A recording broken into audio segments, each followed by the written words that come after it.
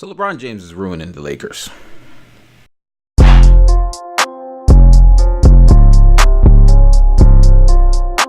What's up, everybody? It's your boy Hawk, and welcome to another episode of Hawk's Hoops. And unless you've been living under a rock for the past, we'll say past week and a half, pretty much since the All-Star break, all the headlines, everyone in the media have been talking about LeBron James and the Los Angeles Lakers. They're currently 11th in the Western Conference, tied with the Timberwolves at 29-31. If you'd asked any NBA fan last August, after LeBron had signed with the Lakers and we've seen some of the other pieces that were coming to the Lakers, you think the Lakers gonna be 11th in the West come, end of February, early March? They'd be like, nah, they're probably gonna be like 6th, 5th. Some people might have been even crazy and said 4th just because it's LeBron James. But a lot has transpired this season to really give the Lakers a rough time. And yeah, you can say some of it's been injury. They've had a lot of injured players this season. Lonzo, Rondo, Ingram, LeBron himself. They've had a lot of injury this past season and haven't really got to play at full strength for a large stretch of the season. But there just seems to have been a lot of off the court drama that has surrounded this team. And a lot of it comes from what happens when LeBron is a part of your franchise. This all really boiled over and became a big deal right before the trade deadline, when reports were coming out left and right that the Lakers were pretty much throwing the whole organization away for Anthony Davis. And then the trade doesn't happen, and the next game out, LeBron's not playing because he's still hurt at the time, but the other guys basically just mail the game in. And you can see it. No one's helping each other up off the floor. No one's really making extra effort for 50-50 balls, for loose balls. And no one's just really playing with their heart because they're like, yo, y'all don't want me, so what I want to be here for? So then that blows over. They realize, well, I guess we're not getting traded. So people start to, play a little bit better and, get into the groove of things. But they're still at that point outside of the playoff picture. And the media's asking LeBron, like, are you frustrated that you're not in the playoffs yet? How do you feel about the young guys? This, that, and the third.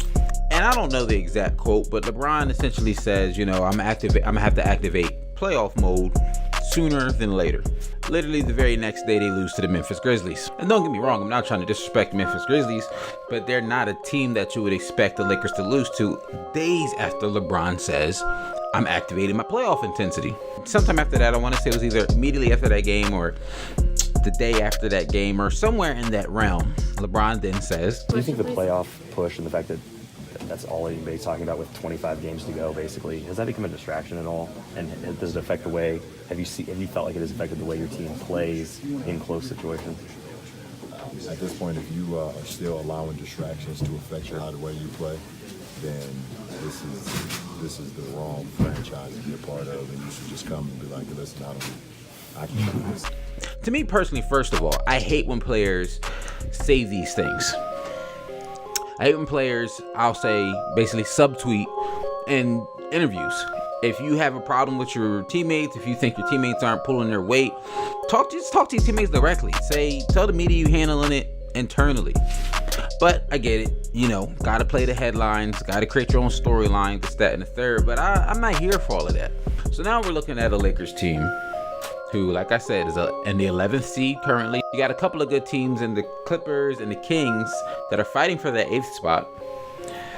The 10th seeded Grizzlies now hold the tiebreaker over the Lakers. And the Lakers don't really have an easy schedule coming up.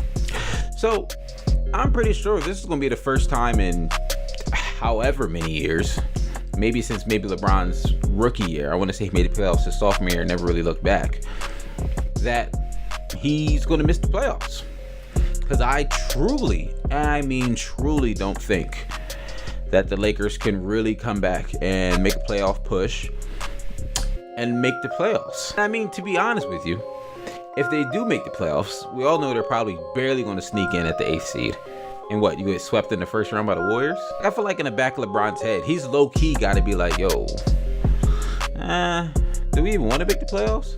And then that's what leads, I say that because in that Memphis game, there's plenty of times when LeBron's not even playing defense, like leaving shooters open, letting people drive right by him for easy dunks, and it's just looks like he's not trying at all. And if you don't watch the games, you won't really see this because he's still putting up his, 27, 7, and 7, the LeBron stat. So I don't really know. I wanted to share this with y'all because I'm frustrated. I'm frustrated because I look at that young Lakers team that they had last year, and I look at players like Julius Randle, who's playing great, who got, sent away because they didn't want to match him because they didn't want to give him the money. And I look at Ingram, Lonzo, Kuzma, and I really think that if they would have kept their nucleus from last year, I really think that the Lakers were in the process of trusting the process, that they had some really good young players who had the potential to turn into something.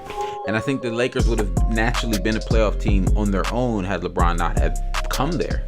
If anything, I'm more so frustrated for some of the young players because I guarantee you they're getting traded in the offseason. They didn't get traded during the trade deadline because it didn't go through, but mark my words, they're all going to be gone in the offseason. That whole roster is going to look different come next season. Coaching staff is most likely going to look different in the offseason. And that's just what comes with having LeBron James part of your franchise. Having LeBron James always puts you in win now mode, desperation mode. It happened with the Cleveland Cavaliers.